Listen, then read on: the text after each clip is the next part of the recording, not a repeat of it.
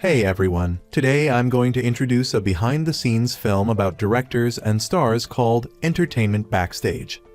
The film opens with Baek Seung-chan rushing to work because today is his first day as a new KBS employee.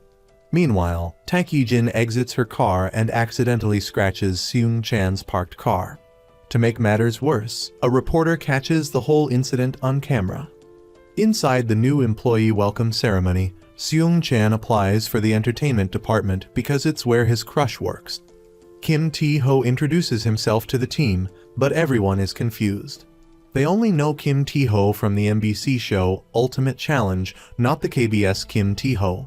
He then introduces his book, What is an Entertainment Program PD, which Seung-chan had bought for the entrance exam, thinking the author was the Ultimate Challenge Kim Tae-ho. Many others had the same misunderstanding and returned the book. But Seung-chan can't return his because he wrote his name in it. Later, during lunchtime, Kim Tae-ho suggests this is a good place to build relationships with colleagues. At the table next to them, the conversation centers around a couple breaking up and a director running away with money. The SNSD group arrives for lunch, and Kim Tae-ho mentions they'd be happy to see him. However, Kim Tae-yeon replies that she only knows the PD Kim Tae-ho from Ultimate Challenge. Meanwhile, Tak Yi-jin recounts her car accident, mentioning that she doesn't know who the owner is, but they were driving a luxury car. Kim Tae-ho advises her to apologize to the owner, warning that they could sue her for hit and run. Yi-jin quickly texts an apology after getting the car owner's number. At the same time, Seung-chan's phone rings, but he gets scolded by Yi-jin for not setting it to vibrate since he's in the broadcast room. Seung-chan apologizes, but she gets angry and tells him not to apologize carelessly. They're both producers, and they can't just bow down easily. Seeing this, Seung-chan puts away his phone, while Yi-jin wonders why the car owner hasn't responded. Checking the security footage, they discover Shin Hae-ju and Ra Jun-mo kissing. Seung-chan, realizing this is his crush, feels dejected. As Shin Hae-ju walks by, Seung-chan greets her, but she doesn't remember him from college. In the bathroom, he runs into Jun-mo again. Seung-chan washes his hands and shakes them off in frustration, but eventually, he can't hold back his tears. Jun-mo is reprimanded by his manager because the program materials use the word boogers 15 times, referring to foolish people. He argues that fecal matter doesn't sound effective, but boogers are more official. However, their show airs during dinner time, so they can't have viewers hear that word. Jun-mo wants to have Miss A as guests on the show, but they're already scheduled for a music bank recording. Jun-mo calls Yi-jin to ask her to move the recording, but she refuses. He then warns his colleagues that they need to take responsibility for themselves. If they keep helping everyone, they'll lose their jobs. The director calls Jun-mo because he's been summoned by KCC several times this month. Jun-mo still feels like many people like him because he hears them say, "That's too bad." However, the director tells him that everything is over. Nobody from young to old enjoys watching his show. Jun-mo refuses to stop his program because he put in a lot of effort. Looking at his team, he feels like an unemployed father. Without him, where will they go? The director doesn't fire Jun-mo, but wants him to pick a different team and finish the program within 2 weeks. Jun-mo feels like the show is like a birthday party full of laughter, but ends like a funeral, especially for unpopular programs that nobody mourns or asks about. Nobody even comes to offer condolences. It's incredibly lonely. The director asks Kim Tae-ho about Cindy because his youngest daughter really likes her. However, when Kim Tae-ho asks Cindy out to meet the director, his assistant immediately refuses. Undeterred, Tae-ho tries to take some photos with Cindy and then calls the director's daughter. Cindy, however, looks annoyed and doesn't even crack a smile. Soon, someone else arrives and informs Cindy that she has to change her outfit because the show doesn't allow see-through clothing. In another scene, Yi-jin is getting impatient because the car owner isn't responding to her texts. She calls them, and Seung-chan's phone rings. He hurriedly silences it. Yi-jin tries calling again, but it goes unanswered. She starts to suspect something is wrong. Meanwhile, a staff member informs Yi-jin that Cindy is refusing to change her outfit. Yi-jin calls Kim Tae-ho to handle the situation. But when he returns, he decides to keep the outfit as is and leaves under the pretense of having to go somewhere else. With no other options, Yi-jin goes to negotiate directly with Cindy. Worried that something might happen, the staff follow behind her. Cindy asks Seung-chan about her outfit, and he honestly says he thinks it looks good. Yi-jin is frustrated. Cindy then announces that she won't perform and plans to leave. Yi-jin chases everyone out of the room and begs Cindy to put on a jacket like the one she's currently wearing. However, once they leave the room, Yi-jin puts on a cool face and tells everyone not to mention her scolding Cindy. She then turns to Seung-chan and scolds him about the earlier incident. Because his superior had told him not to apologize, Seung-chan stays silent. Yi-jin notices this and asks why he's not saying anything, but Seung-chan doesn't know what to respond. The show starts as planned. As Yi-jin hoped, Cindy is wearing the jacket. However, as the music starts, she takes it off and throws it away, causing everyone to get excited, except for Yi-jin, who is furious. After the show ends, Yi-jin goes to find Cindy, but she has already left. Yi-jin directs all her anger towards Seung-chan, who can only remain silent. Meanwhile, the assistant is buying food for Cindy and runs into Jun-mo. Seeing the food, Jun-mo decides it's not nutritious enough and buys a bag of rice, soup, and other items. Cindy is displeased because she doesn't eat carbohydrates. She's also annoyed that Jun-mo bought food for her, considering how much he dislikes their director, Byun Mi-suk. She thinks he's crazy. In another scene, Yi-jin finally gets a hold of the car owner. She discovers it's Seung-chan, the new employee. He explains that the car belongs to his father, and he can't make any decisions about it. He needs to report back to his father. He also reveals that Yi-jin didn't allow him to use his phone, which is why he didn't respond to her messages. Everything he says seems reasonable, so Yi-jin can't argue with him. She leaves in a huff. Meanwhile, online posts accusing Cindy about her outfit start appearing. Yi-jin returns home feeling exhausted. Jun-mo isn't doing any better, dealing with the events that have just transpired. These two have been friends since childhood, but Jun-mo has always been bullied by Yi-jin. He puts up with it, not because he finds her attractive, but because he wants to ride the elevator. Yi-jin lives in an apartment building, so she gets to use it every day. However, after the 1997 financial crisis, her family needed money and had to sell their apartment. Coincidentally, Jun-mo's mother bought the apartment at a ridiculously low price. Later, the land value increased significantly, and Jun-mo's mother made a fortune through real estate. That apartment became Jun-mo's home until 2 months ago. When Yi-jin had housing difficulties, she confided in Jun-mo. They drank until they were both drunk, and he only remembers that part. The next day, he wakes up to find Yi-jin already moving her belongings in. A signed agreement states that Jun-mo will let Yi-jin stay for free for 4 months. Meanwhile, Seung-chan is throwing out the trash and runs into his crush, Shin Hae-ju. She's visiting her boyfriend, Jun-mo, who lives in the neighborhood. Seung-chan is initially surprised, but he accepts it now and hopes they'll be happy together. He then runs away, leaving Jun-mo with 2 bags of trash in his car. Jun-mo mentions that someone is looking for him, and Yi-jin immediately guesses it's Hae-ju because she's acting like they're already engaged. However, Jun-mo clarifies that they're not like that, and he's told Hae-ju to focus on her work. Yi-jin scolds him, saying if he wants to break up, he should do it properly. A messy personal life will affect his work.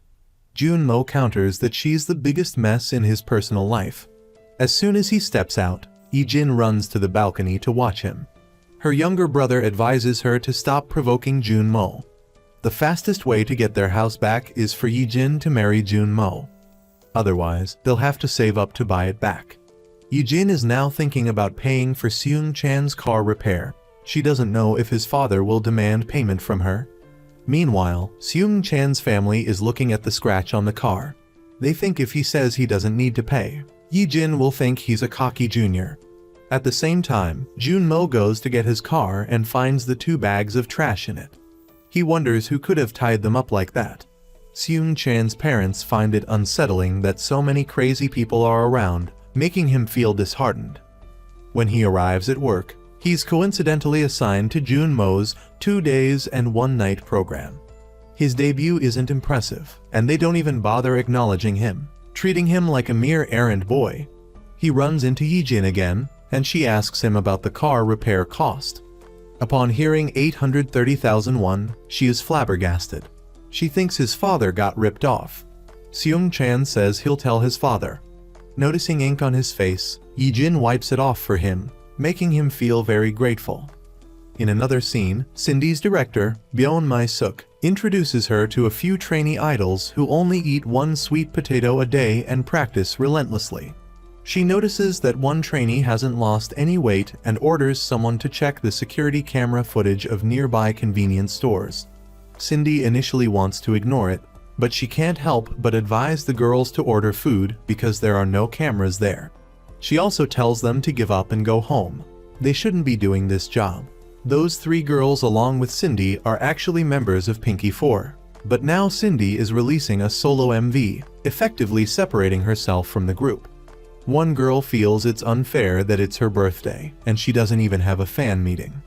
Byun Mi-suk calculates the cost of a fan meeting and the potential revenue for the girl, making them all fall silent.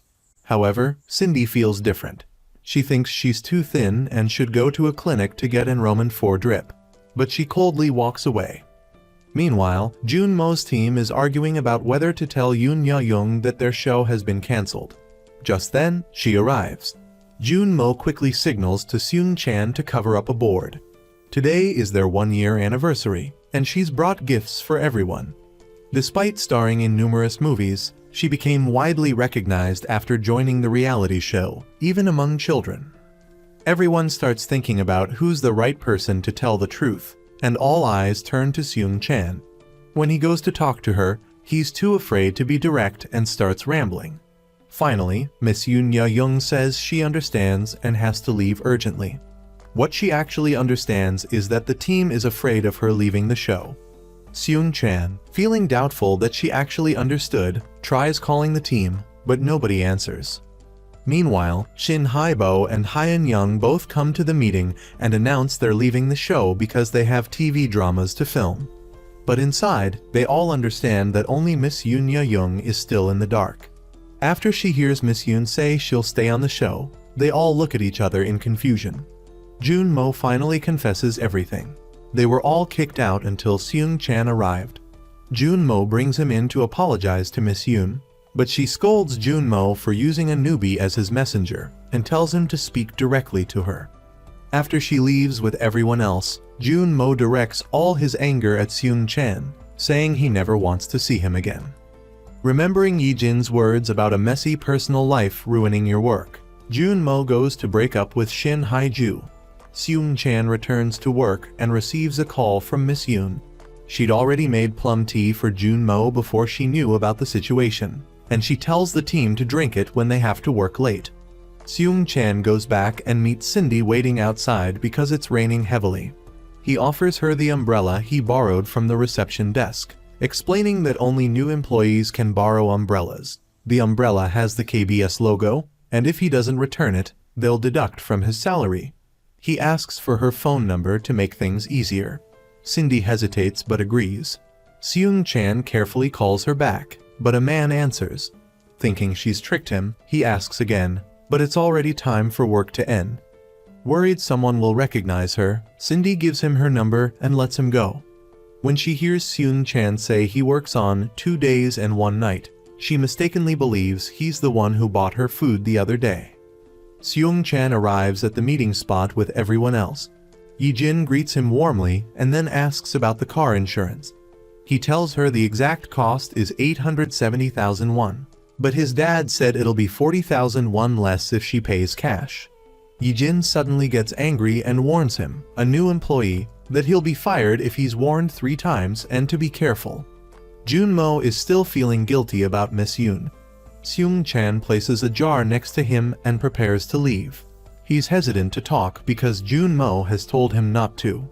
After finding out that it's a gift from Miss Yoon and that she asked him to pass it on, Jun Mo is delighted. He doesn't understand why he's ended up with someone like Seung-chan. He goes back and overhears Yijin and Junmo talking about how they want to ruin him. Seung-chan can only sigh. Then, he is surprised to see them leave together and enter the same room. The next day, Seung-chan participates in an entertainment talk show to share his story with the audience. The host asks him why he doesn't want to work in the KBS entertainment department despite just joining. Seung-chan confesses that he joined to meet his crush, a senior he admired since college. Sadly, he finds out she's dating someone else. The audience offers him comfort, saying he's young and there are plenty of other fish in the sea. Seung-chan says the sad part is that her boyfriend is also involved with another woman, a rain girl. He's certain because he saw them entering the same house after work. He's both angry and concerned for her, but doesn't know what to do. He decided to quit his job because of it. The host suggests he should call them both out for a confrontation, but Seung-chan wakes up in a panic, realizing it was just a dream. His sister comes in and gives him a gift box, telling him to bring it tomorrow when he performs at KBS. He says he doesn't want to go to work tomorrow and collapses back onto the table to sleep. The next day, Yijin goes out and finds that her milk is missing. Turns out Seung-chan deliberately didn't deliver it to her.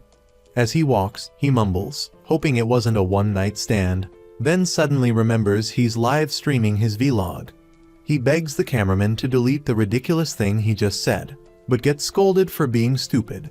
Yijin goes into the dining room for breakfast and complains about the stolen milk, but Junmo just says, "Oh well." When Yijin mentions Haiju, he reacts angrily. She sarcastically calls Haiju the master of KBS romances and lists off her previous relationships. Junmo defends Haiju and mocks Yijin, saying she hasn't actually dated anyone properly and that he's always the one comforting her after breakups. They argue heatedly until Junmo storms out to work. Junmo calls a meeting to demand explanations for the lack of guest participation in his show. After a debate, everyone suggests Seung-chan come up with an idea to convince guests to join. He suggests a dating show, but everyone dismisses it. He then analyzes the show's development over the years, but his boss ignores his ideas, making him feel disheartened. Yijin is about to throw leftover food into the trash when Hunam, their neighbor, stops her. She's not allowed to throw eggshells into the food waste. Yijin tries to throw it away anyway, but Hunam stops her again. Just then, her husband calls, and Yijin quickly throws the eggshells away and leaves. Her husband scolds her for fighting with the neighbors because he needs to be nominated by the Uido district. She complains that she has to support him and never gets promoted or gets to retire from teaching. He blames her for not keeping up with the annual educational reforms, resulting in her having to leave teaching. They argue loudly. Yijin is driving through Uido and sees couples showing off their affection in front of the peach blossom trees. She remembers how she used to invite Junmo to watch them, but he was always busy and declined. Yijin goes to find Seung-chan and sees him struggling to erase the text on a Hinnom exercise book. She helps him, and he discovers how to erase the content. Embarrassed, he begs her not to tell the senior. Yijin says that since he owes her for the car repair, she'll pay him in installments and gives him some money up front. She challenges him to buy her potato chips and see if he can get her favorite flavor. Junmo and T-ho go to get their ideas approved by the director. The boss tells T-ho to go to a large entertainment company and invite some famous singers. Yijin goes to the bathroom and finds Haiju crying. She learns that Junmo broke up with her and only saw her as a colleague. Yijin comforts her, but Seung-chan sees them and mocks them, asking if that's a drama or comedy. Yijin checks the items Seung-chan bought and expresses her disappointment because he didn't show any thoughtfulness. When Seung-chan asks for potato chips, he also wants sausage, beef jerky, chewing gum, and a whole bunch of other things. Junmo treats T-ho to a meal because he managed to invite famous singers and actors to join the reality show. Yijin gets off work and notices that Kim Da-jeong's phone is constantly ringing, but she won't answer it. Yijin goes over to scold her, but Da-jeong acts condescending and superior. She says she's being criticized by Shindi's fans because they know she argued with Shindi in the waiting room and they hate her. Yijin tries to defend herself by showing her all the anti-Shindy comments and says everyone is blaming Shindy. Shindy is sitting in her car, making her driver read out all the negative comments about her. Yijin goes to retrieve her car from the parking lot and finds a car blocking her. She's forced to push the car aside before she can get hers out. She calls Junmo for help, but it goes straight to voicemail. So, she asks Seung-chan for help. He asks for her address and then asks if she has a boyfriend. Yijin thinks he's trying to set her up with someone, but she notices his puppy dog eyes and starts to wonder. As the cherry blossoms flutter in the breeze, Yijin says she wants a boyfriend so she can admire them together. Meanwhile, Junmo is planning the upcoming dating show. Yijin goes home but can't find Junmo. Instead, she finds her sister on the phone waiting for someone. She sits down and advises her to play hard to get to make men more interested. Shindy returns home curious about how terrible her anti-fans are. She's feeling down when she receives a message from Seung-chan saying he's the 2 days and 1 night PD who lent her the umbrella. She laughs, thinking he's trying to hit on her. He then messages again, saying she should return the umbrella as soon as possible. The show's planning is going smoothly until they hear that singer Hanai has been arrested for public intoxication. Junmo doesn't know what to do because he already told reporters she'd be on the show. They rush to find a replacement, and Seung-chan suggests replacing Hanai with Shindy. Junmo challenges him to call her, so he runs out to do just that. Yijin shows up and gives him the installment payment for the car repair, then asks him to buy her donuts. Seung-chan's dad is buying donuts and bragging to the owner about his son. He then runs into his son who's also buying donuts. His son explains he's the lowest ranking employee and is sent to buy things, which embarrasses his father. Shindy sees a missed call from him and calls him back, saying she'll pay the overdue fee and return the umbrella. Seung-chan asks where she is and rushes to meet her. He tells her he wants her to participate in 2 days and 1 night, appealing to her desire for a bigger fan base. She agrees, but then Mi-suk shows up and interrogates him, calculating the cost of her participation and the loss she'll incur by canceling her overseas concerts. Junmo arrives, thinking he's come to get revenge on her. He says he's too busy for petty things and takes Seung-chan to dinner to discuss the show plans. Seung-chan gets drunk, still holding the bag of donuts he bought for Yijin earlier. Shindy posts a long rant on social media, expressing her sadness that she thought Seung-chan was coming to confess his love, but it turned out to be something else. She gets a lot of encouraging comments. After getting drunk, Seung-chan goes home to bring the donuts to Yijin. Seung-chan, drunk, leans against Yijin and starts rambling, even pinching her cheek. Just then, Junmo, also drunk, knocks on the door. Seeing Seung-chan there, he drags him away. Seung-chan wakes up, calls Junmo a cheater, and warns him not to hurt Yijin. The next day, he wakes up to Yijin listing all the embarrassing things he did while drunk. They both ask how he knew where she lived, and he confesses that he accidentally saw them both go home together. He thought they were dating, but Yijin clarifies that they're both single and just living together, leaving him puzzled. After some explanation, he finally understands. Yijin worries that he'll secretly take pictures of her living with Junmo and spread them around the company. Yi-hai, Yijin's older sister, is shopping with their mother when she sees her son coming out of the building. She immediately assumes he just woke up from sleeping at his girlfriend's place, but he quickly tries to explain himself. Meanwhile, Junmo and Taeho are still struggling to find a replacement for Hanai. Shindy decides to join 2 days and 1 night, but Mi-suk protests, saying all her efforts to push her into this position were for nothing. Ignoring Mi-suk, Shindy decides to follow Seung-chan's advice and participate. Yijin is worried that Seung-chan will gossip about her living with Junmo, so she calls him out for a private meeting. She invites him to dinner and offers to pay back the car repair cost in exchange for his silence. Mi-suk goes to meet the KBS director and asks to see the contract for Shindy's participation in 2 days and 1 night. They are shocked. She lays out a list of conditions for Shindy's participation, and they point out that she'll basically just be there for show. Mi-suk says, "Take it or leave it." Junmo and T-ho argue heatedly. Everyone in the company suddenly acts friendly towards Seung-chan because he managed to get Shindy on the show. He goes to thank Shindy for agreeing, and she tells him that she's only doing it for him, so he needs to prioritize her. She's completely mistaken, though. Junmo is the one who went to find her.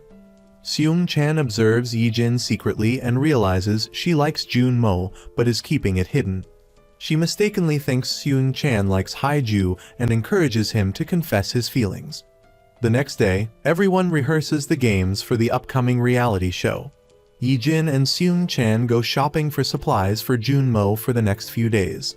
Seung-chan praises Junmo for having such a thoughtful friend, which makes Yijin laugh. She pats his head. Shindy, who has always maintained a cool and demanding image, decides to participate in the show to change herself. The next day, Junmo starts the show by teasing Shindy and then apologizing. Shindy is in her room, using a mirror to apply makeup, trying to look her best. Junmo's team starts entering and following the plan, but Shindy and Seung-chan don't work well together, so the opening mission fails. They feel it was dull and not funny at all. Shindy, upstairs, calls for the manager to clean up the room because it smells so strong. Seung-chan, embarrassed, says it's the fish sauce the director gave him. Outside, Sandara Park, Jisoo, and several other famous singers arrive to join 2 days and 1 night. Jisoo tells Dara that this is her first time participating in the show. She mentions that being with Dara will help her become more popular, but Dara warns her to be careful because she'll end up being overshadowed. Dara advises Jisoo to not react well and just smile at Shindy, and for them to subtly distance themselves. That way, all of Shindy's footage will be cut. Just as she finishes speaking, Shindy walks up to greet them and says they should feel free to talk to her. Dara finds it annoying that everyone calls her Unnai and runs to Seung-jun, asking him to be her partner. Jisoo walks over to Mingu, saying that she's a newbie and not very famous yet. He seems interested in her. Junmo announces to his team that if anyone fails to find a partner, they'll have to join the newbie, Seung-chan, and go to a different location. They'll have to sleep there overnight and return to the main camp the next day. Nobody chooses Shindy, but she remains composed and humorous to avoid embarrassment. Mi-suk is furious because she's a famous singer and being underestimated. Shindy knows that everyone is putting her in a difficult position, but she's also happy to be with Seung-chan. She asks him if he knows any of her songs, and he says he's not very familiar with music. He hasn't even seen her films, which makes her a bit sad. Mi-suk goes to Seung-yeon and yells at him for not choosing Shindy. She interrogates him relentlessly and criticizes the 2 girls, saying they don't look like they're good enough. When she keeps on scolding them, Junmo approaches and argues with her. They're walking down the road, and Shindy, bored, suggests a game of rock, paper, scissors. Whoever loses has to carry all the luggage. Unfortunately, she doesn't win. Seung-chan, feeling guilty, offers to carry it for her, but Shindy insists on taking it because she's playing fair. She trips and falls, but Seung-chan catches her. He even ties her shoelace for her, which is caught on camera. Junmo is struggling to figure out how to deal with Mi-suk and Shindy when his mom calls Yijin and discreetly asks if her son has a girlfriend. They chat for a while, but Yijin doesn't know what to say and just smiles awkwardly. His mom asks if there are any girls over 20 that Yijin could introduce him to.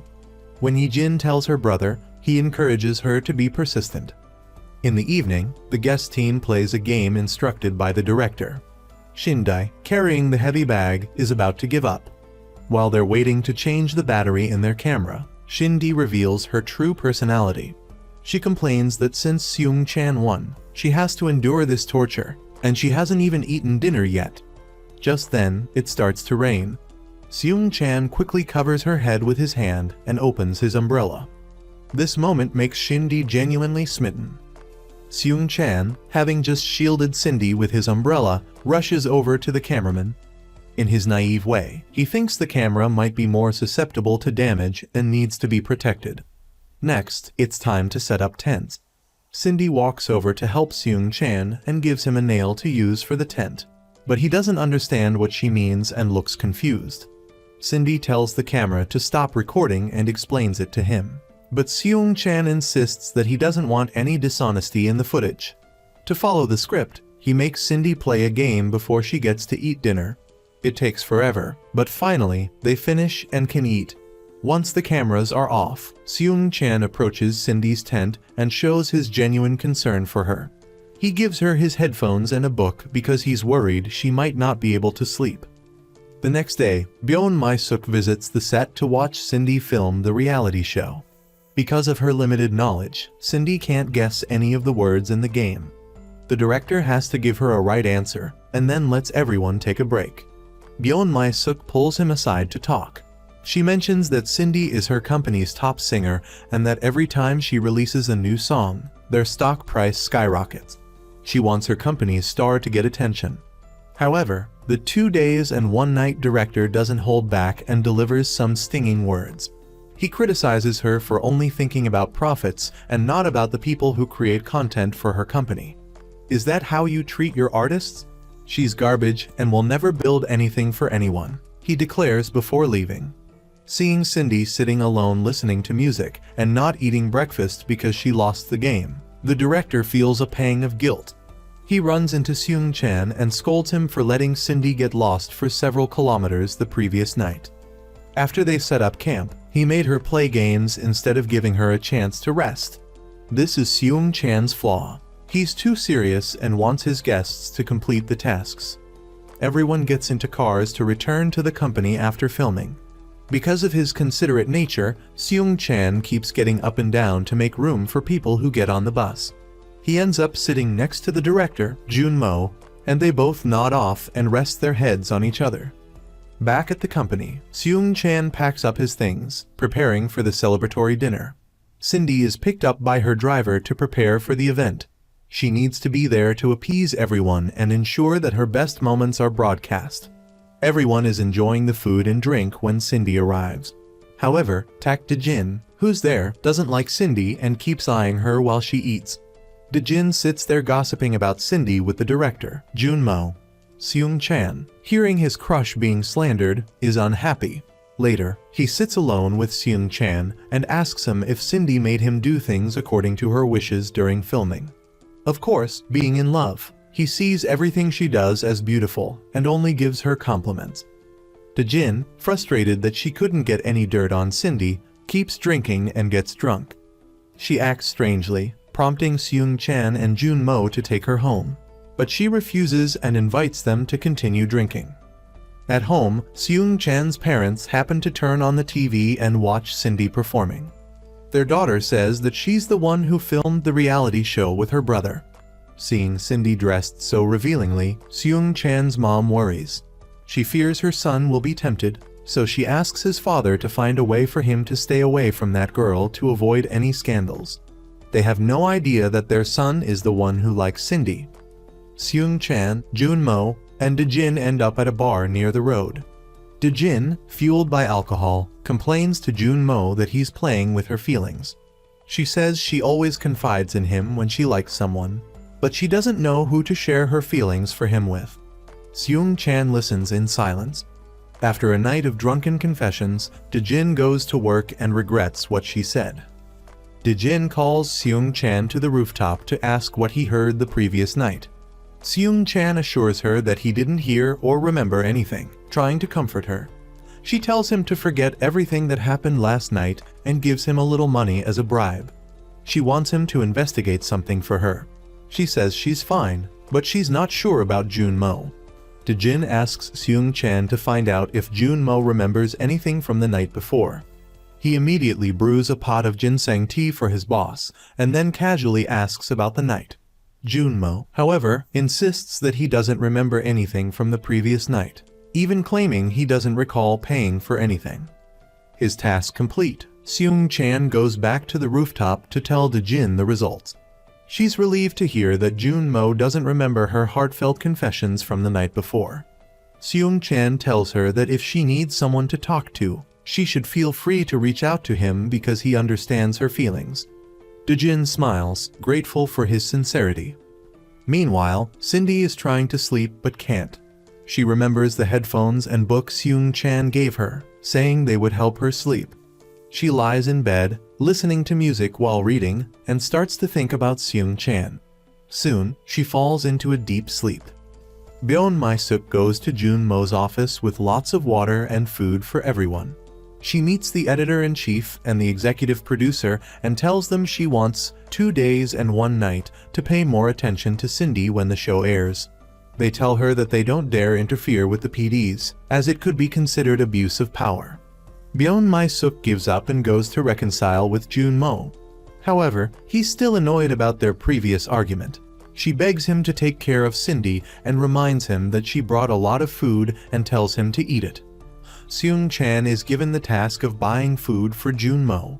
He heads to the place where he drank with Jun-mo and Dae-jin the night before. The owner, seeing him, asks if he's sober yet. Curious, as he wasn't drunk that night, he asks the owner about the events of that night. She tells him that he and Dae-jin were so drunk that Jun-mo had to carry them home. Seung-chan remembers that he had mixed things up. He didn't carry Jun-mo and Dae-jin home. It was Jun-mo who carried them. This means that Dae-jin's confessions were all remembered by Jun-mo. He's just pretending so they don't think anything more of it. Returning with 2 glasses of water, Seung-chan and his boss, Jun-mo, continue editing the video. Seung-chan acts like he doesn't know what happened earlier. He goes to meet Dae-jin to talk to her, not wanting her to worry about Jun-mo still remembering their drinking session. He reminds her that Jun-mo doesn't remember anything, since he got confirmation from the bar owner. Dae-jin believes Seung-chan and feels relieved. She says she's embarrassed to have met him because of what happened, but Seung-chan says he understands her feelings. He tells her there's nothing wrong with liking someone. Dae-jin smiles and says to Seung-chan that fate is ironic because the house she's living in used to belong to her family, but they lost it because of their failed business. Now she's still living there but is renting it with Jun-mo. She sits there recounting childhood memories with Jun-mo. Seung-chan listens to his senior, feeling sorry for her. The next day, Kim Hong-soon is having breakfast with Dae-jin and discussing the upcoming special program. He says that to celebrate Family Month, they'll have a special program. That day, city officials and bigwigs will be present. He asks Dae-jin to help him with the stage management for the performance. Seeing Cindy as the performer, Dae-jin gets upset. She's trying to avoid her, and now she's about to see her again. Meanwhile, Cindy is getting ready to perform. Her manager reads out her schedule, which makes them dizzy. She has 22 performances in a week. They're really exploiting Cindy's labor. She hears about the performance and that Dae-jin will be managing the stage, so she asks her manager if Seung-chan's team will be there. Hearing her question, Seung-chan assumes she's annoyed by him and tells her manager to take care of it and not let him attend. Cindy is speechless. Back at the office, everyone is speculating about the viewership ratings for the upcoming broadcast of 2 Days and 1 Night. Once again, Seung-chan is scolded by his boss when he gives a low prediction, which sounds like a curse that the show won't be successful. Jun-mo, however, says that he believes the show's viewership ratings will be very high this time. On the way home from work, Seung-chan's roommate tells him not to worry too much, because Jun-mo's predictions tend to be the opposite of reality. This makes Seung-chan laugh because of Jun-mo's judgment. Back home, Seung-chan's parents and siblings gather to watch his show. They're very supportive of him, but they can't help but feel awkward. Seung-chan's mother is furious when she sees her son tying Cindy's shoelaces. She doesn't want him to get close to a woman who dresses like that. Meanwhile, Jun-mo and Dae-jin are also watching the show. Everything is going smoothly until Dae-jin notices a mistake in the subtitles on the broadcast and asks Jun-mo. He quickly calls the editing team to scold them. At the same time, Jun-mo's mother calls Dae-jin and asks her to find someone to set her son up with. Dae-jin says that she just saw him dating someone. Jun-mo's mother reveals that her son is not dating, that it's all a lie to keep her in the dark. Hearing this, she calls Jun-mo out for a talk. She continues to ask about his date from the other day, but Jun-mo, even though he didn't actually go on a date, says everything is fine and that they've made plans for another date. When she forces him to look her straight in the eyes, he hesitates and says nothing. Dejin realizes that Junmo wasn't actually drunk during their street food outing. He probably acted that way to establish a clear boundary between them. Junmo admits to this, saying he didn't dare admit it because if he said he remembered, it would be awkward for both of them. Dejin is sad, saying that this mess is her fault and she'll deal with it. Junmo is also sad but stays silent. The next day at work, Junmo sees the viewership ratings for 2 days and 1 night. As Seung-chan predicted, the ratings were low. He wins the bet they made in the office. The Family Month performance day arrives. Everyone is discussing the reception process and going over things one last time. Cindy is present, preparing for the rehearsal. She keeps looking for Seung-chan, but he's not there. It seems she's paying attention to him. Later, Dejin appears and offers to guide Cindy around, preparing her for the performance. But Cindy tells her that she doesn't need to bother, that she can send someone else. Seung-chan is assigned the task. Seeing him, Cindy is happy and follows him. He even thoughtfully checks the mic for her, making her slightly flustered. Seung-chan guides her through the performance schedule and walking routes. He then carefully leads her around to avoid her getting lost or forgetting anything. Everything is going smoothly until trouble arises. The music cart is rolling out, and Cindy, wearing headphones, doesn't hear it. Dejin sees this and pushes Cindy out of the way to avoid being hit. They both suffer minor injuries and have to go to the hospital for a checkup. After being examined and finding out they're fine, Dejin and Seung-chan go to see Cindy. Dejin apologizes to Cindy, saying she only wanted to save her, not realizing that she would end up pushing her and making her fall. Cindy doesn't blame Dejin, saying that it was an accident and she didn't mean to do it. Byeon Mi-suk arrives at the hospital and slaps Cindy's manager for not keeping her safe. Cindy is tired of seeing her. To her, she's just a money-making machine. While pretending to care, Byeon Mi-suk tells Cindy to get better quickly so she can continue performing at the next event. Dejin and Seung-chan are furious and speak up to defend Cindy, but they end up getting kicked out. Dejin sits in the park crying because of what happened that day. Everything was going well, and then she ended up ruining it all. Seung-chan saw Dejin crying and went over to comfort her. He was surprised because Dejin was always strong and never showed weakness. But of course, everyone has their moments of vulnerability. As they sat down, Dejin scolded Seung-chan for not using honorifics with her. He felt he was mature enough not to need to use them anymore, and told Dejin that he would use them less often from then on. Meanwhile, Junmo was extremely worried when Dejin didn't come home. He wondered where she could be and why she hadn't returned. Dejin, on the other hand, didn't want to go home because she was embarrassed to face Junmo. She decided to sleep at the office. Just as she was about to leave, Junmo texted her with a picture, showing that he was about to cut up her expensive handbag. Seeing this, Dejin immediately ran back home to stop Junmo. The next day, Seung-chan encountered Dejin waiting for a bus on his way to work. He pulled over and offered her a ride, which Dejin accepted. Cindy, who was on her way back home, saw them and took the opportunity to sneak out of her car and into Seung-chan's vehicle, while the driver, On-T, was distracted. When Seung-chan and Dejin saw her, they were confused and couldn't understand why Cindy was in their car. On-T, who was still unaware of Cindy's disappearance, continued talking to her enthusiastically. When he finally realized she wasn't there, he panicked and called his superiors. Cindy asked Seung-chan and Dejin if she could stay at their place for 3 days to rest. She explained that she hadn't taken a single day off in the 10 years since she started working. Meanwhile, the company director was furious when he heard about Cindy's disappearance and immediately dispatched his subordinates to find her because she was crucial for an upcoming event. Dejin brought Cindy to Junmo's house to stay, but kept it a secret from Junmo, planning to surprise him. That evening, Seung-ha brought food to the two of them and was invited by Cindy to stay for dinner. Junmo, still oblivious to the situation, was surprised to see Seung-chan at his house. He assumed Seung-chan was planning to freeload at his place. When he opened the bathroom door, he was startled to see Cindy there. He informed Dejin about the rules of his house and scolded her for bringing another person into his home, calling Cindy a liability. Ultimately, he agreed to let Cindy stay because he felt sympathy for her story. Later, Cindy's director called Jun-mo, causing everyone to panic. Cindy wanted to leave, but Jun-mo refused, assuring her that he could handle the situation. He then went down to talk to her director, but she didn't suspect Cindy was there.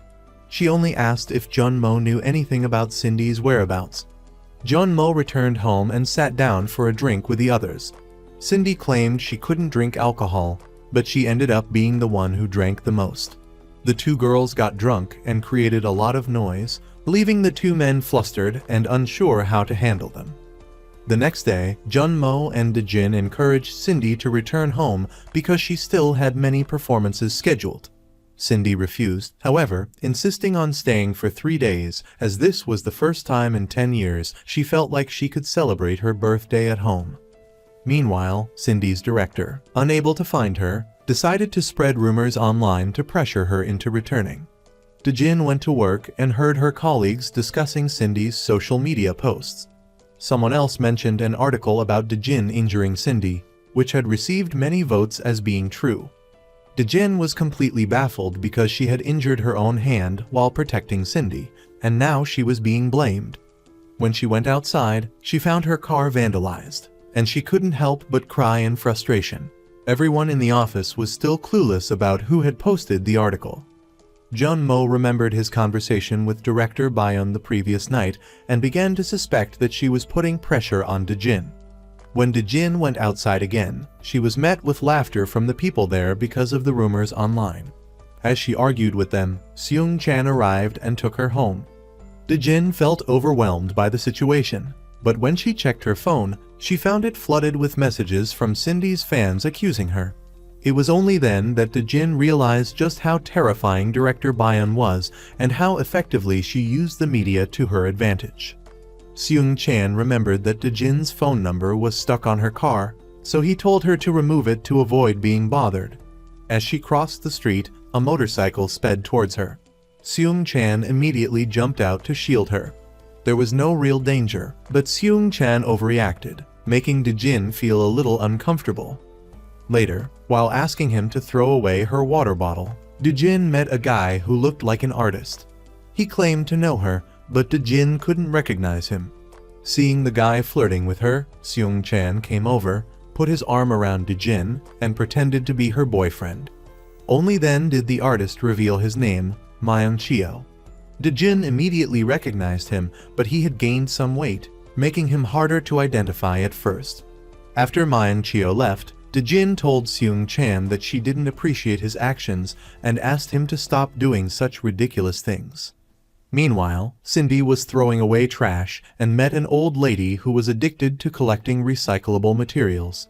She was surprised to see Cindy being so kind and helpful, especially since she believed that young people nowadays didn't care about rules.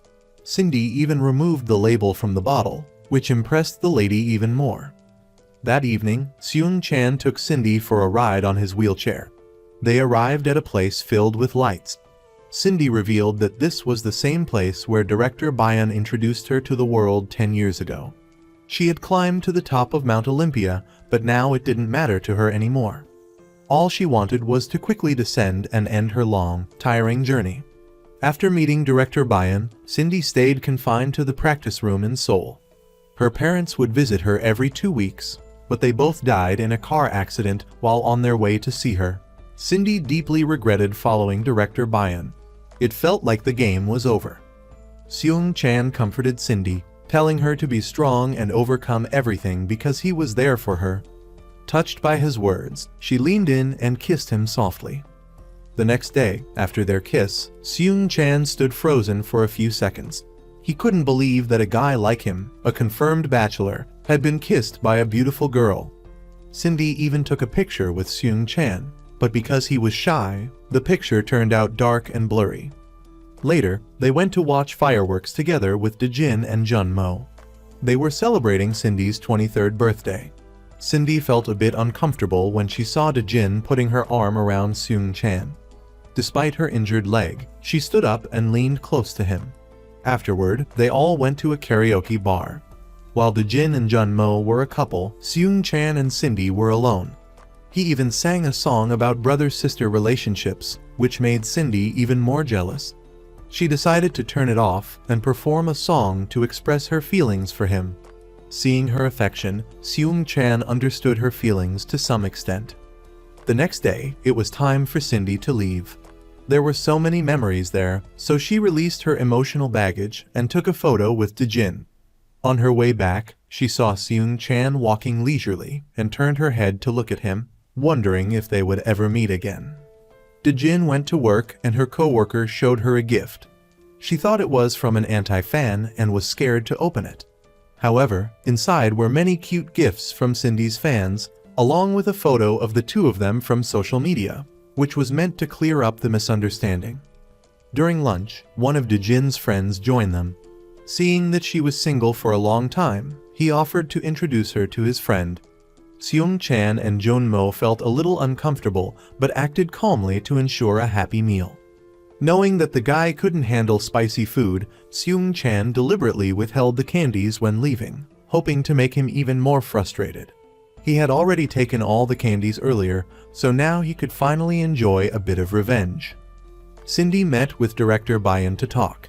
Director Bayan asked her about her 3-day disappearance, but Cindy simply said she went out with a friend, surprising Director Bayan. Cindy believed she was Director Bayan's most important money-making tool and felt confident in her importance. Seeing her smug attitude, Director Bayan frankly declared that she had other important people like Cindy before she started working for her. She had found a replacement for Cindy after she left, so Cindy shouldn't think she was irreplaceable. That evening, while carrying things for Dejin, Seung-chan asked about the man, PD Kim, who had set Dejin up on a blind date that day. As a fellow man, Seung-chan advised Dejin not to pursue a relationship with PD Kim because he felt he wasn't a good person. Dejin felt he was meddling too much and didn't pay much attention to his advice. Her mother had also told her to find a suitable person to date, so Dejin saw this as a good opportunity. Later, Dejin wanted to pay Seung-chan back for the previous expenses, but he refused and asked her to repay him with a different kind of affection. Seeing Dejin hesitate, he offered her a 20% discount. Delighted by the deal, she readily agreed. Meanwhile, Cindy was getting impatient because Seung-chan hadn't texted her.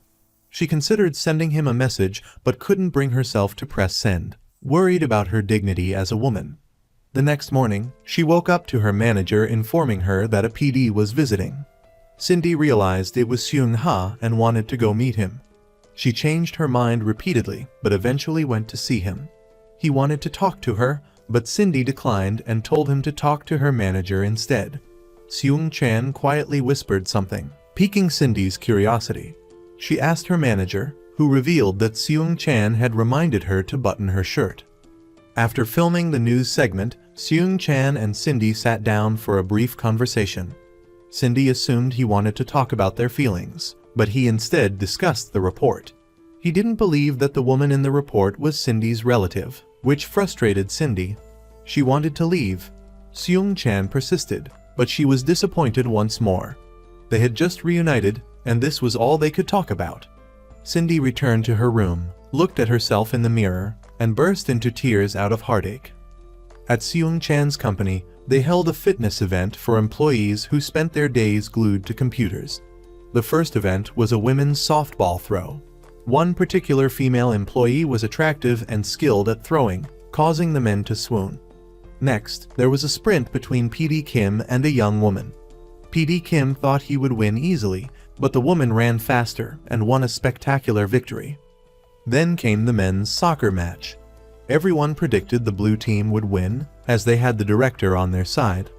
The game started, and as the ball went to the director, everyone stepped aside to let him take it to the goal. But Seung-chan arrived to steal the ball, causing the director to fall face first. The next time the ball went to the director, everyone was more careful, preventing Seung-chan from stealing it. Ultimately, because of the director's advantage, he managed to score a goal, leading to celebratory cheers from the opposing team's goalie. The scores were tied, leading to a tense penalty shootout. The first player up was Seung-chan. He put all his heart into the kick, knowing that if he missed, nobody else could score. The goalkeeper on the other side was none other than Jun Om, the best virtual soccer player at the time. Seung Chan's kick ultimately failed as Jun Om saved the ball, securing victory for the director's team. At that moment, one person was waiting for him at home, while another was waiting for him to go to the movies. Seung Chan didn't know what to do. In the end, he decided to go find Yi Jin, saying that he couldn't go to the movies because Cindy was waiting at home.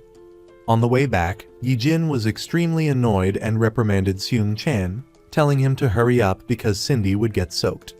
Jun Mo saw Cindy waiting for Seung Chan in the rain and told her to go back to his place for now. Cindy said she didn't understand why her sincerity was perceived as acting by everyone. She also didn't know what she would do in another year or 10 years. This made Jun Mo recall a girl from the past who had experienced the same thing, and he had wanted to protect her. Then, Cindy saw the wound on Jun Mo's hand and treated it. At that very moment, Seung Chan and Yi Jin arrived, saying they were planning to go to the movies but had to turn back because of Cindy. Seeing Yi Jin, Cindy simply gave a perfunctory response and left. Jun Mo saw that Cindy wasn't okay and told Seung Chan to follow her. Even though he went down to be with Cindy, Seung Chan didn't even bother to bring an umbrella for them to share in the rain.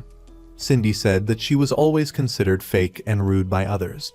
Seung Chan had heard those things too, but he hoped those words wouldn't hurt Cindy. If Cindy changed as they said, she would be hurting herself, so he advised her not to do those things. Cindy wanted to know what movie they were going to watch, but Seung Chan didn't know the name because Yi Jin had invited him. This made Cindy a little happy. At home, Yi Jin reminded Jun Mo that he needed to fix some things around the house because she was moving to a new place. Jun Mo was unhappy when he learned that she was leaving. At the company, Jun Mo was even more upset when he found out that everyone wanted to temporarily stop the program he was working on. In a scene change, director Bayan approached Cindy to introduce Jinny, her new talent. Director Bayan wanted Cindy to participate in some upcoming activities. But seeing the busy schedule and the fact that she had to pave the way for Jinny, she considered extending her contract. However, director Bayan wasn't afraid and even threatened Cindy. In another development, Yi Jin and Seung Chan went shopping together and kept praising Seung Chan. Seeing Seung Chan's competence and hearing Yi Jin's praise, Jun Mo was unhappy and wanted to chase her away for a week. The two of them, one tossing and the other catching, made Jun Mo so angry that he couldn't speak. When Yi Jin needed help, he refused. While helping Yi Jin pack, Seung Chan saw her old photo album and called her over. He said that their first two encounters weren't at work. When she and Jun Mo were taking pictures together, he was the boy standing behind them. At that moment, Jun Mo sat alone, remembering that he had helped Yi Jin move things in the past. That night, Seung Chan asked for a picture of Yi Jin and folded it in half, leaving only the two of them. Outside, Jun Mo didn't want Yi Jin to move out so soon, but Yi Jin felt regret for moving into Jun Mo's house. She apologized for causing him so much trouble. Jun Mo wanted to know if they had someone else, whether they would still be close like this. Yi Jin wasn't sure, but she thought they wouldn't care about each other anymore. Hearing this, Jun Mo felt a little sad, and he didn't want this to happen. Suddenly, they saw on TV that Cindy was continuously participating in strenuous activities lately, even though her foot had just healed. After a tiring day, Cindy was interviewed on the radio to support Jinny. Yi Jin and Seung Chan realized that this was director Hyan's trick. She had done the same thing with Jun A in the past. She had used Jun A to promote Pinky 4. When it was time to renew her contract, she squeezed the artists dry and discarded them when they were past their prime. This reminded Jun Mo that when Jun A's popularity faded, she was abandoned by the entire company. He tried to defend her and persuade everyone, but he couldn't do anything. The next day, Yi Jin was on her way to work when she realized she had forgotten her phone and turned back to get it. In her haste, she parked illegally and was scolded by a woman. Yi Jin apologized about the situation, saying she was in a hurry and hoping the woman would understand. But no matter what she said, the woman wouldn't agree, insisting that she park properly. While they were arguing, Seung Chan suddenly appeared and said that the woman was his mother, making both of them look at each other in disbelief. They both immediately apologized for their previous actions. While moving, Seung-chan kept laughing at their earlier behavior. He said that his mother was a bit strict about rules and the environment. If Yijin knew it was his mother, this wouldn't have happened. Yijin asked why Seung-chan always helped her. He immediately said that he liked her. On the way to the radio station, Yijin wanted Seung-chan to help her the whole day tomorrow on the music bank program. But when she said that Seung-chan was the junior she liked the most, it made him extremely happy. At home, Seung-chan's mother told her daughter that she had just offended Yijin, Seung-chan's senior, and wondered if she had ruined his career. His sister believed that whatever his mother had done would definitely make Yijin angry with Seung-chan. She suddenly remembered that Seung-chan had mentioned a few days ago that his senior lived nearby, and wondered why his mother didn't remember. But his mother insisted that it must have been a male senior. In a scene change, Jun-mo was furious when a colleague took over his meeting room after his team's project was temporarily suspended. He was surprised to see Yijin bring Seung-chan to the company and even put her arm around him. He was stunned and ignored his colleague. Seeing Jun-mo's exhaustion, Seung-chan approached him with concern, but Jun-mo angrily walked away. Seung-chan went to Jun-bi and told him about it. Jun-bi said that Jun-mo was angry because their project was temporarily suspended and another team took over their time slot. What he needed to do was find a way to cheer Jun-mo up. But when he saw the script of the other team in Jun-bi's hands, he hurriedly begged Seung-chan not to tell Jun-mo that he was helping them. In another development, Yijin saw Da-jeong dressed improperly and reminded her senior. But Da-jeong's senior said she had already reminded her. But Da-jeong was feeling hot and had changed into these clothes.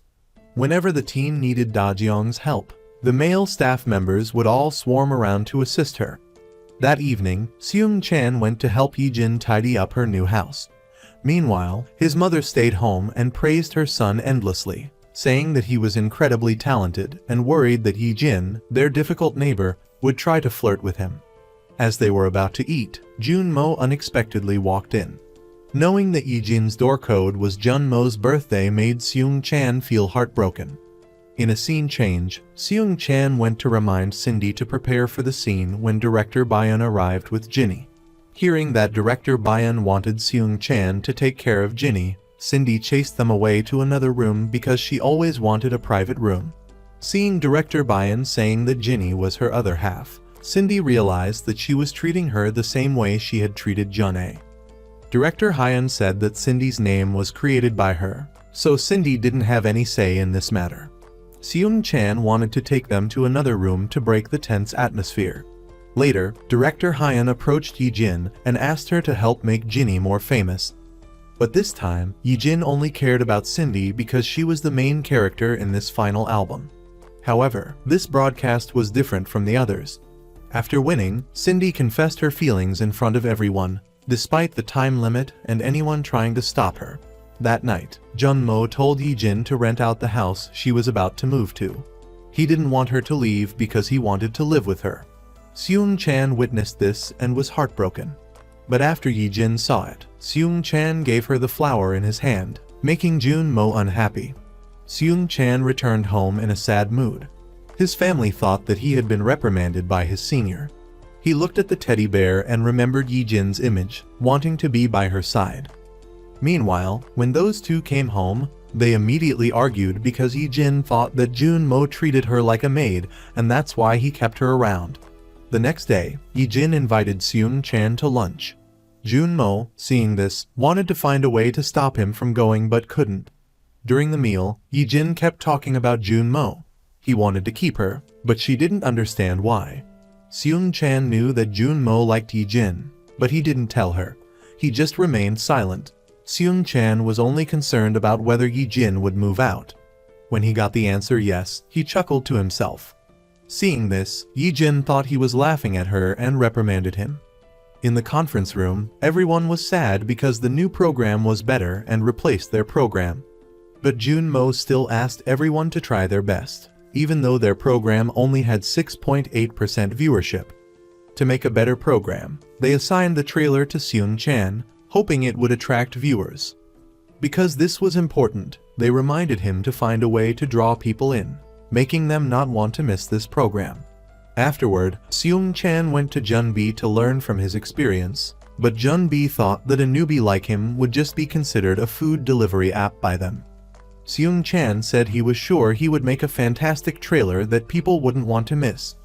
Seeing Seung-chan bring a lot of food to the company to work on, Jun-mo thought he was going to binge eat. After watching Seung-chan's introduction, Jun-mo criticized him harshly. Jun-mo said that the introduction needed to include Cindy's image because she was so hot right now and that would attract viewers. In a scene change, Cindy covered her face to meet with her anti-fans. She learned that they disliked her because she hadn't worn makeup once and couldn't take pictures with fans, and was seen as stealing advertisements from Suzy. Then, she took off her mask to take pictures and said that Suzy had actually stolen her advertisement, demanding justice for herself. Being reprimanded by her, the anti-fans were scared and apologized. With Jun-mo's suggestions, Seung-chan dedicated himself to creating the trailer. Yi-jin passed by and saw him only using Cindy's image, thinking that he liked her. She invited him to the rooftop to talk. Knowing that Seung-chan had been harboring unrequited love for a long time, Yi-jin advised him to confess to her because unrequited love was very painful. Seung-chan was surprised to find out that Yi-jin mistakenly thought he liked Cindy and wanted to explain, but she wouldn't let him speak. Yi-jin kept reminding him and thinking about ways to help him confess to Cindy. Then, Seung-chan asked Yi-jin how he could make a better trailer. That night, Hong-sun told Jun-mo that he had hated Yang Mai in the past, but when she left, he felt empty, as if he had liked her. Back at home, Jun-mo entered the room to help Yi-jin catch mosquitoes. She said that she would decide to move out. Jun-mo, hearing this, immediately asked her if she didn't understand what he wanted after living together for so long. However, living together for so long made Yi-jin feel like their relationship was something between friendship and love. Moving out was the only way for them to end this confusing situation. Meanwhile, Seung-chan was still working on the trailer when he noticed Cindy sneakily watching him and smiling. After receiving the script for the trailer, Cindy criticized it, wondering who could have written something so bad. But when she learned that Seung-chan had written it, she completely changed her mind, wanting to go without even thinking about changing the script. However, when she arrived, the manager reprimanded Seung-chan, causing Cindy to angrily chase him out. Seung-chan explained that he really wanted the trailer to be engaging, so the most beloved person, Cindy, had to be featured. Because of Seung-chan, Cindy did her best to make the trailer. Afterward, a colleague wanted to post a picture of Cindy, but Seung-chan said it wasn't beautiful.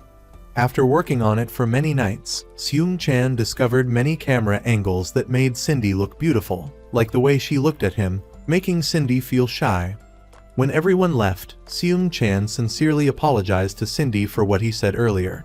Yi-jin came back and saw them together, asking Cindy who the person she thanked for being her umbrella was, making Cindy embarrassed. In the elevator, Seung-chan said that the person he liked wasn't Cindy, making Yi-jin curious. However, Seung-chan was too shy to confess to her. On the way home, the manager was delusional, thinking that he was Cindy's umbrella. But when he found out that it was Seung-chan, he got angry. In a scene change, Cindy went to her press conference and learned that Ginny was there, making her furious. She walked in and kicked Ginny's chair aside to reclaim her makeup seat. Before the press conference, Yi-jin continuously received autographs and photos with fans, while Ginny received no attention. That night, Seung-chan's mother unexpectedly met Jun-mo and Yi-jin and invited them home for dinner.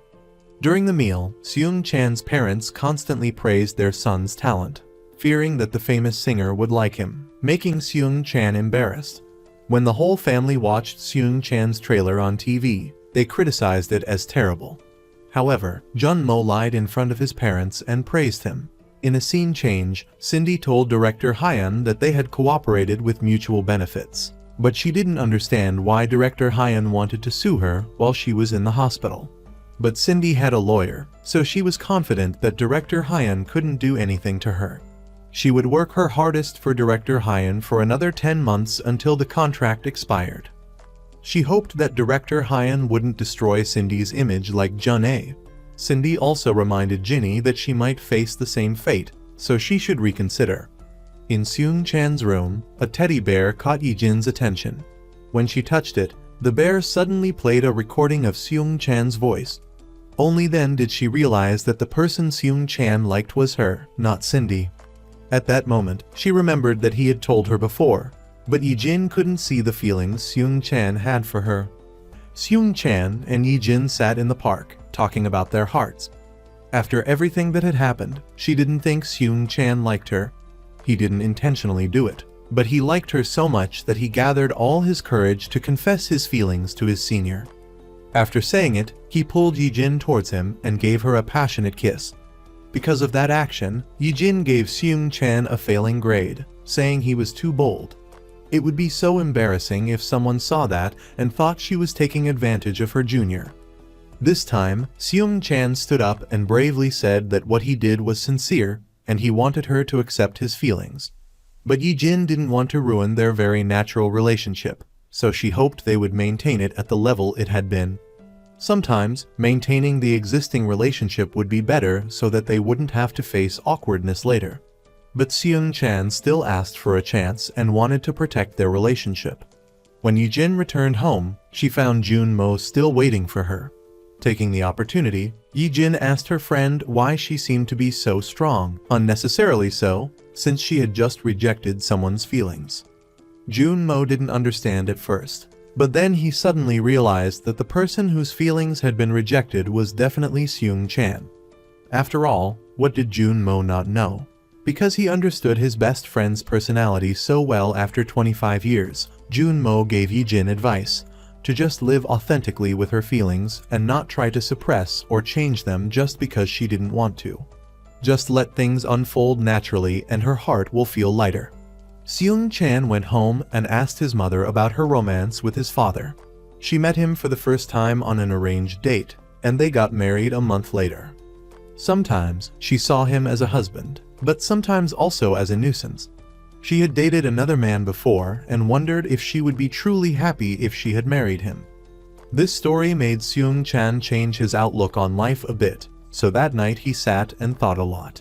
Perhaps it was best to give up his feelings and maintain their current relationship. The next day, Jun-mo and Yi-jin packed up and moved out of Seung-chan's family's apartment building. Their neighbor felt uncomfortable because of the bed Yi-jin left behind, even though she had hired someone to take it for recycling. Seung-chan's mother stepped in and resolved the issue with the neighbor, shutting him up. Seung-chan was told by his mother that their neighbor, his senior, had moved out, so he didn't have to worry about being bullied by that little guy anymore. Immediately, Seung-chan went to find Yi-jin. But when he got downstairs, Yi-jin was already in the car and had driven off. They didn't have a chance to say a proper goodbye, leaving them both with regrets. The next morning, back at the company, everyone noticed that the viewership of the program War Between the Stars had increased significantly, while 2 days, 1 night had decreased drastically. This made Jun-mo upset, so director Kim invited him and Seung-chan to lunch. The director said that with viewership like that, they might have to stop Jun-mo's program and increase the airtime for War Between the Stars. Feeling a little unfair, Seung-chan gave director Kim a can of soda, spraying it all over his face. Then, Seung-chan went to ask for Jun-bi's opinion and was given a lot of ideas for designing the program. This was also the first program Seung-chan was in charge of producing, so he didn't want it to be cancelled like that. He hoped the viewership of his program would increase, and more than anything, he wanted to prove himself to the girl he secretly loved. Later, in Seung-chan's production team room, they were competing with another team. Because there was no official decision about the 2 days, 1 night program, neither team was allowed to occupy the area. Only when Jun-mo went to the other team did they finally leave. The 2 days, 1 night production team sat down and started strategizing to figure out how to make their content more appealing to viewers. Cindy received search results from her younger brothers that were all slanderous and degrading to her dignity. To deal with this situation, Cindy contacted Seung-chan to schedule a meeting to discuss the matter. Seung-chan was also surprised to see such defamatory search results about Cindy online. but he found it endearing and relatable. However, Cindy still held him accountable for the situation, demanding that he compensate her for the damage to her image that was spread online. She gave him time to think about it and said he could contact her when he had a solution. That evening, Yi-jin arrived at her new residence and encountered issues with the delivery crew. They only delivered her belongings, but she had to call someone else to help her move everything inside. Luckily, Seung-chan appeared like a guardian angel and helped her bring the boxes inside. Jun-mo also arrived and assisted them in moving the belongings into the room. Afterwards, both of them helped Yi-jin tidy up and arrange her belongings with the utmost care. After everything was settled, Yi-jin invited them to dinner as a thank you. After dinner, she saw each of them off to their respective homes. Jun-mo was going past Seung-chan's place, so he quickly got in his car to ask for a ride. The next day, Jun-mo was extremely disappointed to find out that the viewership for the 2 days and 1 night program had been steadily decreasing. Director Kim wanted to celebrate the increasing success of the Battle Between the Stars program with the Jun-mo production team, but he declined the invitation. Seeing that, Seung-chan also politely declined the gathering. Afterward, they went to the park to have lunch together. While eating, they lamented over the declining viewership, wondering why their show was struggling. They concluded that this was probably fate. Meanwhile, Yi-jin took her colleague Da-young out for coffee. Da-young discovered that Yi-jin was caught in a love triangle and offered her sincere advice. She recommended either dating both men before getting married or rejecting the feelings of the person who she felt most guilty towards, because if she felt guilty, she wouldn't be able to truly love them. That evening, Yi-jin met Seung-chan for a happy seafood dinner. On the way back home, Yi-jin confessed her feelings to Seung-chan. Ultimately, she decided to choose Seung-chan as the person whose feelings she would reject, even though he tried to persuade her to reconsider. However, her decision was firm and unyielding. Seung-chan swallowed his tears and went home silently. Cindy, feeling disheartened after revealing the truth about her family background to the journalist under the influence of director Mi-suk, found herself in the news across all media outlets. As a result, she decided to refrain from any future activities. This put pressure on Jun-mo, as director Kim demanded he find someone to replace Cindy in the program. Seung-chan was puzzled by this request, but Jun-mo was powerless to resist his superior's orders. The board held a meeting with Jun-mo and instructed him to announce Cindy's departure from the show. Director Mi-suk also apologized and suggested Jinny as a replacement, citing her recent popularity. However, Jun-mo confidently declared that this was his show and no one could interfere. He would take full responsibility for any consequences. To secure funds for the continuation of the program, Jun-mo contacted investors for help. He was met with polite refusals and abrupt hang-ups, which made him quite frustrated. Seung-chan scheduled a meeting with Yi-jin to discuss their feelings. The rejection he received the previous day had him thinking a lot. He hated the way Yi-jin looked at Jun-mo, and if he had the chance, he would like her seriously. He knew he was inexperienced, clumsy, and awkward, but he believed he would work hard to make her like him. He wanted Yi-jin to give him another chance to prove himself and wouldn't let her down. That evening, Cindy was feeling the most hopeless when suddenly, the entire 2 days and 1 night production crew showed up at her house. Their arrival gave her a boost of motivation and lifted her spirits to continue filming the unfinished program. The next morning, on her way to work, Cindy's manager advised her not to be afraid of director Mi-suk.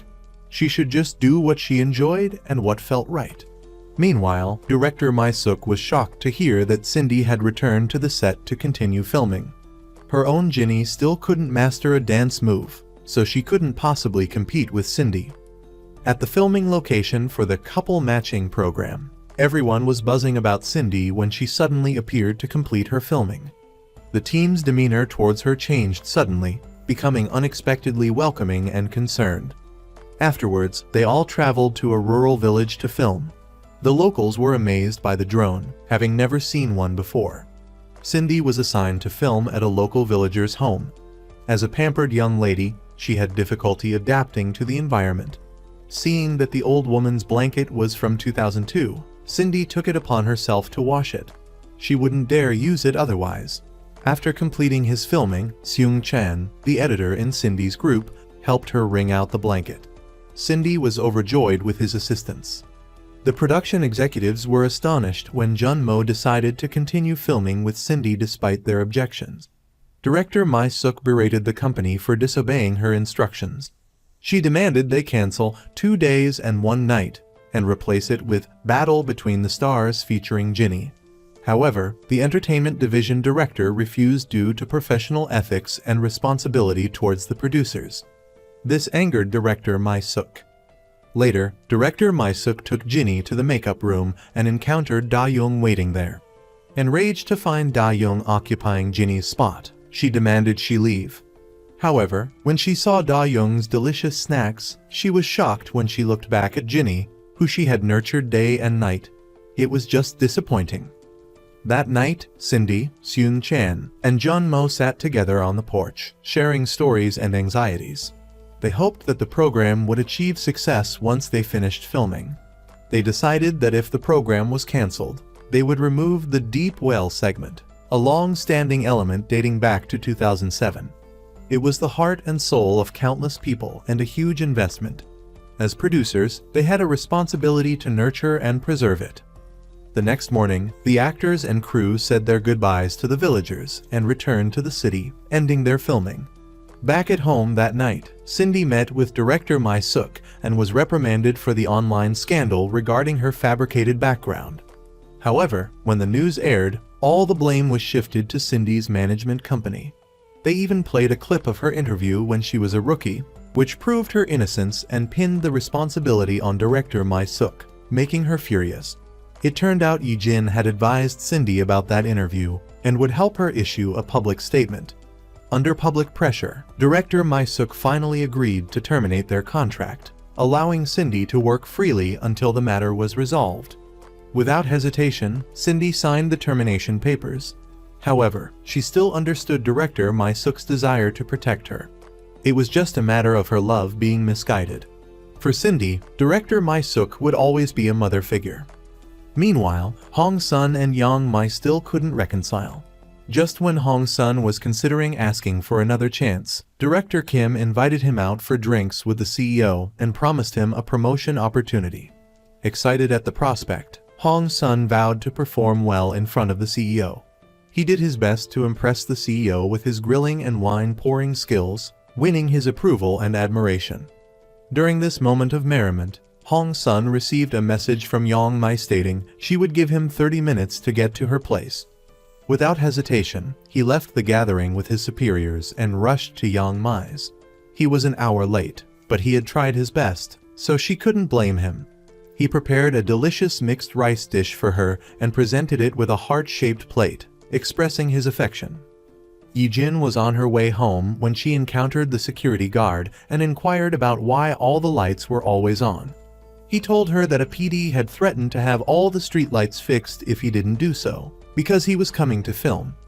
Realizing this was Seung Chan's way of showing special concern for her, Yi-jin decided to meet him to express her gratitude and warn him against such actions in the future. But unexpectedly, the lights weren't fixed by Seung Chan.